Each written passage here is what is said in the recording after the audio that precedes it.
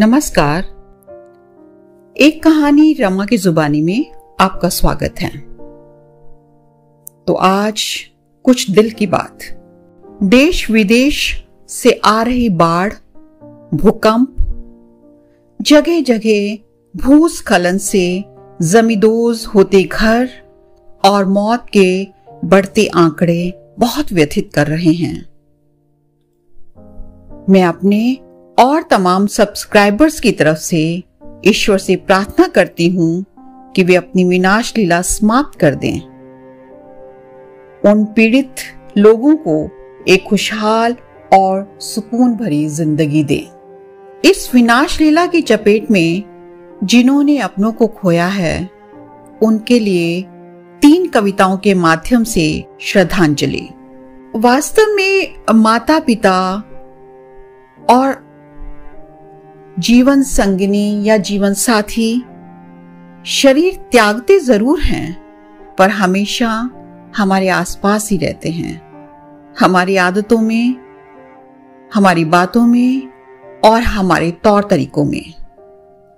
दुख में, अवसाद में जो आपको राहत और सुकून का मसीहा या फरिश्ता दिखता है, वो कोई और नहीं, वही लोग हैं, क्योंकि आत्मा से वो लोग अभी भी जुड़े हुए हैं और हमें हर मुश्किल में आगे बढ़ने की प्रेरणा देते हैं। तो आइए सुनते हैं ये 3 भावनात्मक लघु कविताएं। पहली कविता श्री नीरज नीर की लिखी हुई है। कविता का शीर्षक है पिता के जाने के बाद। वृक्ष के उखड़ने का शोक सबसे ज्यादा उस किसान को नहीं होता जो खाता है उसका फल, बल्कि उस चींटी को होता है जिसने बनाई होती है वृक्ष की छाया में बांबी। वृक्ष के उखड़ते ही दरक जाता है उसका घर, मिट जाता है एक अदृश्य अभौतिक घेरा, जिसके भीतर वे महसूस करती हैं खुद को सुरक्षित।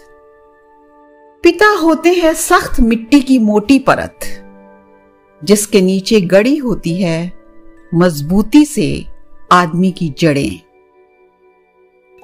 पिता के जाते ही आदमी आ खड़ा होता है नंगे सर, तपते सूरज के नीचे अपनी परछाई में तलाशते हुए एक टुकड़ा छांव। जिंदगी की विशालता खारेपन को जन्म देती है। जीवन का समंदर वापस लौट जाना चाहता है। पहाड़ों के पास बार बार पिता के कंधों पर होकर सवार, उनकी उंगलियां थामे नन्हे नन्हे कदमों के साथ मीठे पानी के छोटे स्रोतों की ओर। ओ पिता, अब जब शेष है स्मृति के कोठार में आपकी छाप, मैं अपने आप को महसूस करने लगा हूं अपनी उम्र से बड़ा। धीमे धीमे पहाड़ की ओर कदम बढ़ाते हुए। अगली कविता निर्मला तोदी जी की लिखी हुई है। कविता का शीर्षक है उनके जाने के बाद। उनके जाने के बाद बहुत सारी जगह खाली हो गई। जो जगह उनकी थी उसके अतिरिक्त इधर उधर पड़ी थी, उनकी बहुत सारी जगह दिखलाई पड़ी उनके जाने के बाद। सन्नाटों में भी कुछ आवाजें थी जो कम हो गई। सन्नाटों की आवाजें बढ़ गई उनके जाने के बाद। उनका ना बोलना अब समझ में आता है, उनका बोला हुआ भी अब समझ में आता है। सुबह नल की सबसे पहली आवाज, शाम के कुकर की पहली सीटी अब चुप है। वह किस किस आवाज में थी, वह भी मालूम हुआ उनके जाने के बाद। रसोई से उनका पानी का लोटा गुम है। तनों पर सूखते कपड़ों में सफेद रंग कम है। लगातार हाथ में घूमती माला बैठी है चुपचाप। सब चीजें कहाँ थी मालूम हुई उनके जाने के बाद। वह खाली जगह भर जाएगी, खाली हुआ समय भी भर जाएगा समय के साथ। वह पूजा की घंटे में थी, तुलसी के साथ भोग की थाली में थी, अनुशासन में थी, आश्वासन में थी, मंजूरी में थी, ना मंजूरी में थी, तौर तरीकों नियमों में थी, आज्ञा में थी, अंदर पनपती उन आज्ञाओं की अवज्ञाओं में थी, बड़े बड़े फैसलों छोटी छोटी बातों में थी। वह अपने कमरे में रहती थी, वह हर जगह थी। ये सब मालूम हुआ उनके जाने के बाद। उनका खाली कमरा उनके नाम से ही रहेगा कुछ समय तक, फिर एक नए नाम के साथ रहेगा उसी जगह। और ये अंतिम कविता श्रीमती अमृता प्रीतम जी की लिखी हुई है। वास्तव में यह कविता पंजाबी में है, मैं तेनू फेर मिलांगी, लेकिन इसका अनुवाद अमिया कुंवर जी ने किया है।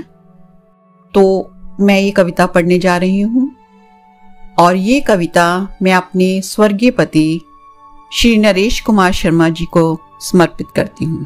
मैं तुम्हें फिर मिलूंगी, मैं तुम्हें फिर मिलूंगी, कहां किस तरह नहीं जानती।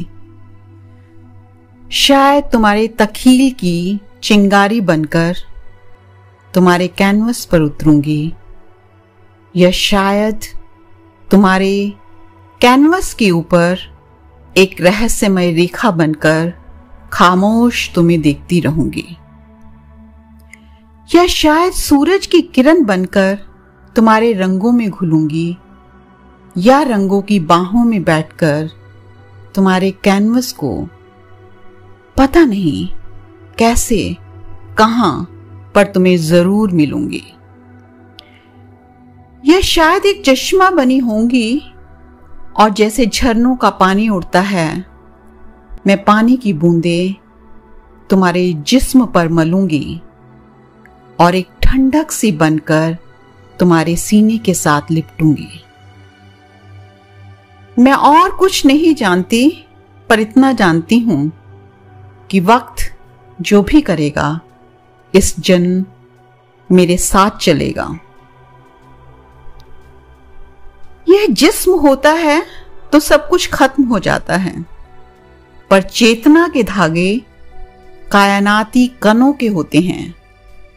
मैं उन कणों को चुनूंगी, धागों को लपेटूंगी और तुम्हें मैं फिर मिलूंगी।